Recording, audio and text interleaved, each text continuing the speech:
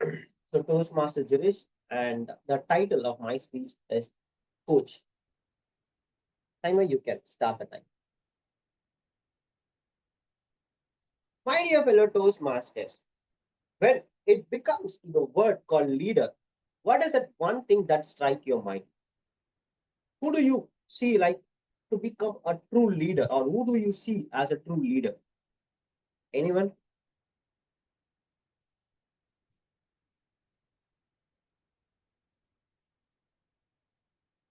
Yes, you can go ahead, Roll.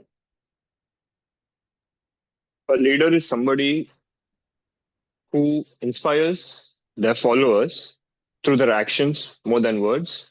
And also, a leader is somebody, instead of commanding, he chooses empathy over delegating their duties or work. I think that's my definition for leader. Great. Anyone over here have any definition or any thought on leadership or a leader?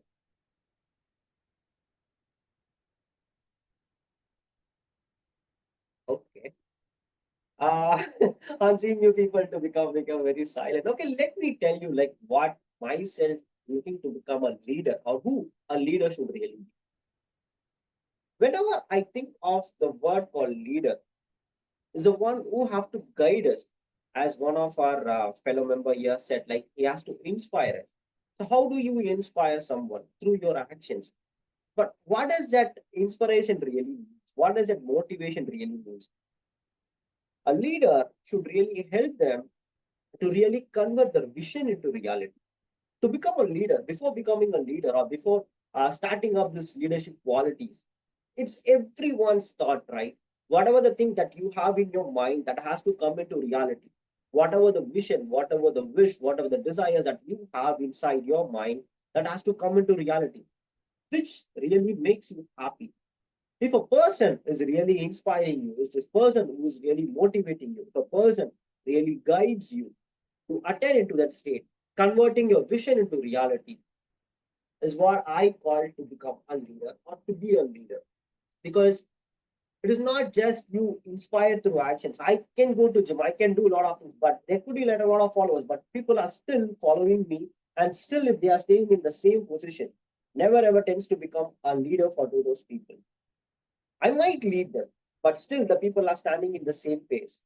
It is my responsibility, it is my duty to speak with them, to understand them. What is the real quality? What is the real mean? And trying to change their vision into reality to achieve all their desires. So this is one part I really cultivated in my early ages.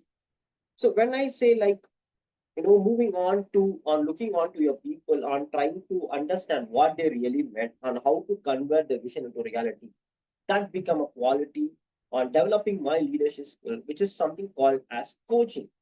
Coaching is something but you reach out to every individual, understanding their goals, their needs. Because see, you might have 100 students or you might have 100 followers, but everyone's wishes and desires are truly different.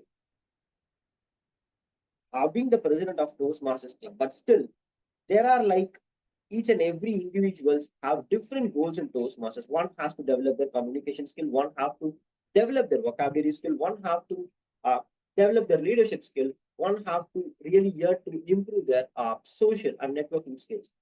So there are like each and every individual have their own perspective or have their own why to Toastmasters. Not only with Toastmasters, in every point of your life, whomever you are leading on toward, every individual have individual goals. It is all about you try to reach to them, understand their goal, and train them and make them to meet their goals in their need on achieving it. For instance, let us say like in Toastmasters, as I said, like each and every individual has their different goals. See, me becoming before becoming a president of the club, not only me, generally, whenever I used to take up this president of Toastmasters of any club, actually, I used to collect why did you join Toastmasters? So, what really made to become a Toastmaster? So what is the reason that you are joined into Toastmasters? People used to write different reasons, collecting all those individuals' goals, framing them and to arranging them in such a way and making them as the vision of our thought where Toastmasters Club. For instance, let us say like today we have our club secretary reading up, the club MOM. When I first reached her, when I asked her, like, why do you become a Toastmaster? So, what really you want to develop within yourself as a Toastmaster? So she said, like, I want to improve my vocabulary skill. So I just reached out to her, asking her, like, if you could read out the minutes of meeting on a daily basis, which will really improve your vocabulary, your stage fear will get vanished, because every week you just come in and you're going to read something in front of everyone. So where exactly your stage fear is going to get vanished. So this is one such example. Not only in such a way, in my recent past, I could say, like, whether it could be in my gym, in my basketball coaching, or in Toastmasters, or in my even professional life. This is what I do. I just get into my fellow I mean, get into my fellow members, understand their needs, why, what is the reason, what do you want to really achieve, understanding their needs and putting them as my vision going forward, and thereby, helping them to achieve their results. And of course, over the years, I really guess I add a lot of different. I've seen a lot of difference. I have like a lot of achievements, because people, why did they join, and still why are they still there in that part, is all because every time the need is getting satisfied, every time they are progressing towards their goals.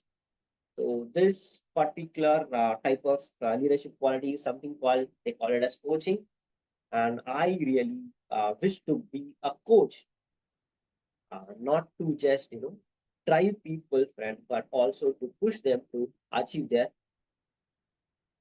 desired goals. And I'm really happy, because it is not just you motivate through words, it is all about through actions, all about the way on understanding the people, because every time it is very, very important to understand before you persuade them. And I really love in doing that. And I really love myself to call as a coach. Thank you for this opportunity. And I hand over the control back to myself as a Toastmaster of the day. Thank you. To evaluate Toastmaster Jirish. Over to you, Toastmaster Krishna.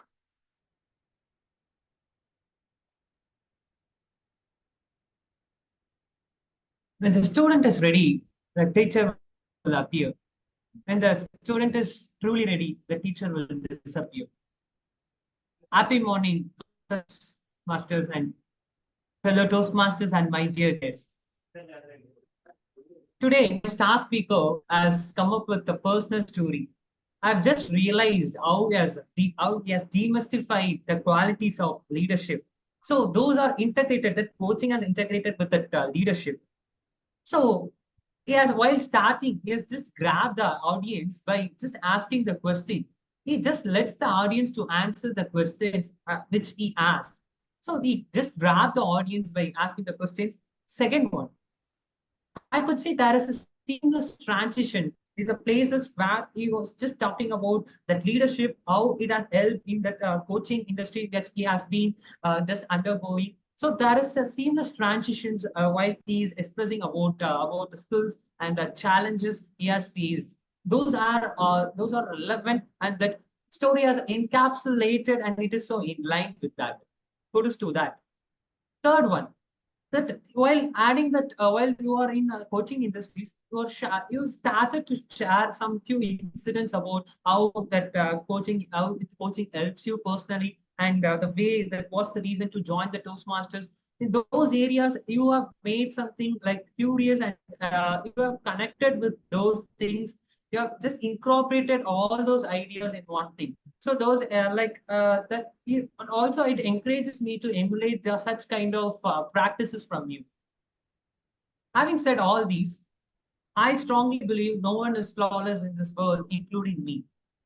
If I were in his shoes, I could have used some passes. So through the entire speech, I could see there is no pass. Like you have just started and then you have just finished. Like that, your pace is so fast. So you use some pertinent areas at the passes. So there is a pertinent passes if you use while, especially at that coaching areas, while you are explaining and you are asking the questions to others, and while you are verifying such things. So if you use that passes speech, so that audience can easily relate to it, and audience can feel how you are feeling, how that coaching helped you a lot.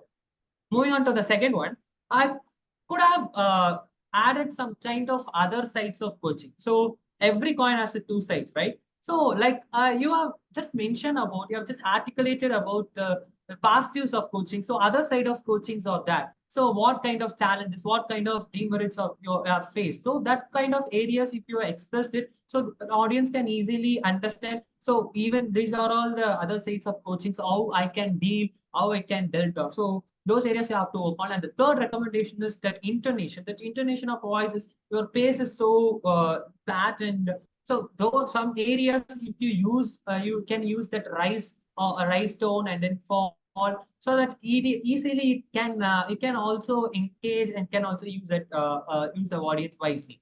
So overall, to summarize it, you have a nice story. The connection is very well established. Possibly, if you work on that intonation and adding up on the other sides of coaching, should have helped us better. So once you incorporate all these improvements in your forthcoming speeches, today you're a star speaker, and tomorrow you are a better and foremost speaker for sure. Over to you.